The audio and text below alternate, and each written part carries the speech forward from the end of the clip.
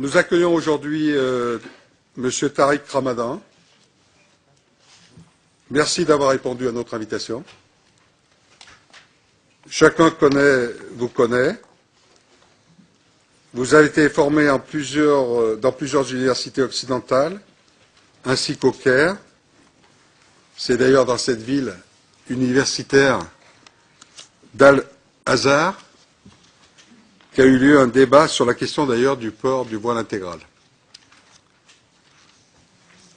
Le parti pris de la mission d'information a été dès l'origine de recueillir tous les points de vue de la manière la plus ouverte possible, sans a priori. C'est le cas aujourd'hui avec votre invitation et votre venue.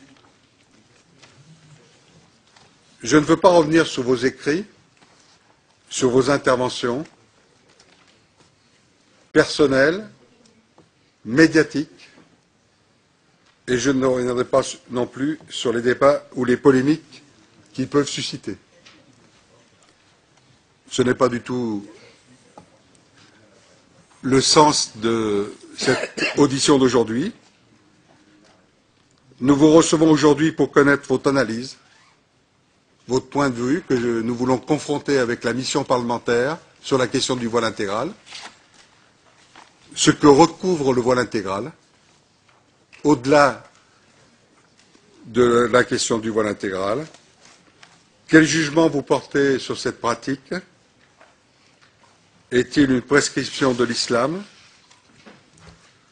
Comment expliquer l'extension de cette pratique en France et ailleurs?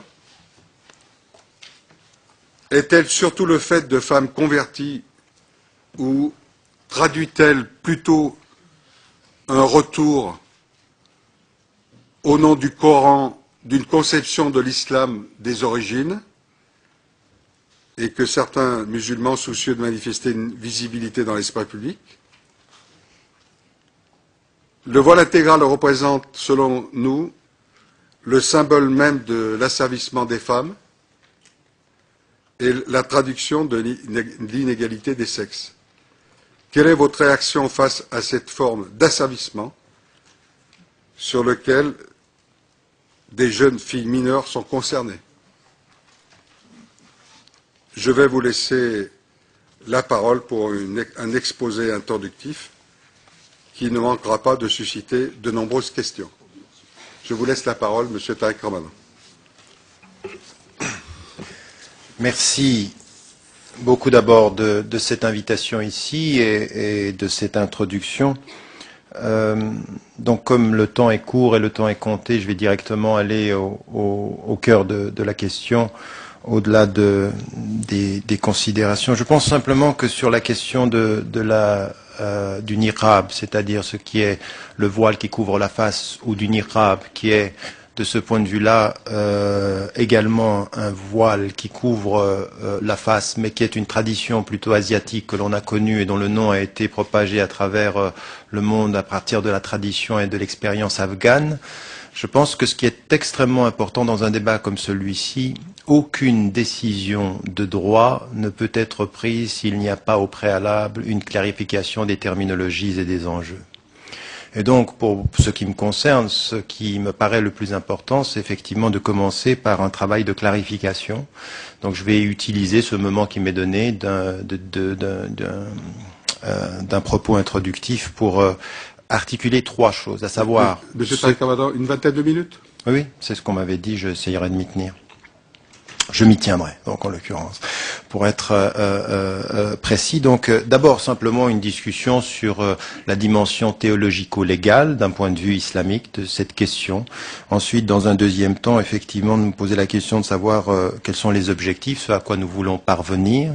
Et puis, la troisième des choses qui me paraît importante, c'est le cadre de ce débat, les termes et les enjeux de ce débat aujourd'hui, comment aller de l'avant et comment est-ce que je peux percevoir une stratégie d'avenir par rapport à cela. Alors, première des choses, sur la question théologico-légale et ce qui est dit du point de vue islamique. Alors, comme vous le savez, quand on dit est-ce que c'est islamique ou pas, vous l'avez sans doute entendu déjà, l'islam comme étant une référence monolithique n'existe pas. Vous avez des interprétations en islam aussi diverses, en l'occurrence, que vous avez de diversité dans la tradition chrétienne ou dans la tradition juive.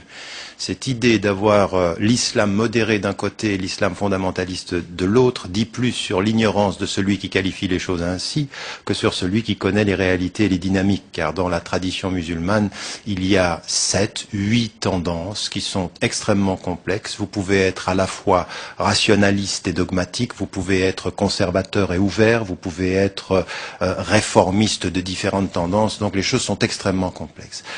La très grande majorité des courants, qui sont aujourd'hui les courants de l'islam sunnite et chiite, sont de l'opinion que la burqa, au sens de ce qui est sa traduction dans l'horizon asiatique, comme le niqab dans sa traduction que l'on connaît majoritairement aujourd'hui dans des pays des Émirats ou comme en Arabie Saoudite, la très grande majorité des savants et la très grande majorité des courants considèrent que ça n'est pas une prescription islamique. C'est-à-dire que ce qui est le consensus parmi les savants, c'est que le foulard islamique qui ne couvre pas la face en est une de prescription islamique, mais pas le niqab ni la burqa. Mais vous avez une interprétation qui existe, qui est minoritaire et dont vous ne pouvez pas disqualifier la présence, même si vous êtes en opposition avec le présupposé et la conclusion. C'est mon cas. C'est-à-dire qu'en ce qui me concerne, puisque vous m'avez posé la question, je pense que la burqa ni le niqab ne sont des prescriptions islamiques et que mon travail à l'intérieur des communautés musulmanes, non pas simplement en Occident, mais à travers le monde, c'est de dire et de répéter que cette compréhension est réductrice et qu'elle trahit le sens et l'esprit même de la référence musulmane. C'est un travail que je fais de l'intérieur, c'est un travail que je ne cesse de faire et je pense que nous devons mener. Mais il faut que nous reconnaissions le fait clair et objectif qu'une tradition aujourd'hui maintient que telle est la compréhension de l'islam. Alors, encore une fois, sans rentrer dans les détails parce que nous n'avons pas le temps, ils prennent un certain nombre de textes et souvent, en fait, ce qui est l'ancrage de leur réflexion, c'est l'extension de ce qui était compris du temps du prophète de l'islam et de ses épouses comme étant la norme pour toutes les femmes, alors que les autres savants font une distinction entre une norme qui était spécifique pour elles et pour ce qui est demandé, et de ce qui est demandé à l'ensemble des autres femmes. Donc, on a cette compréhension-là et on a cette interprétation-là, encore une fois, minoritaire aujourd'hui du point de vue des savants, sur la scène internationale, comme sur, bien entendu, dans tous les pays occidentaux. Ce qui est important, et vous avez rappelé tout à l'heure qu'à El Azhar, c'est-à-dire l'université islamique du Caire, la prise de position de celui qui en est le directeur et le recteur a été de considérer qu'il fallait que l'on aille à l'encontre de cette pratique. Il faut savoir en même temps que son autorité, même en Égypte, est contestée et que vous n'avez pas d'autorité contestée. Ça m'amène aux deux. Vous n'avez pas d'autorité qui ne soit pas contestée.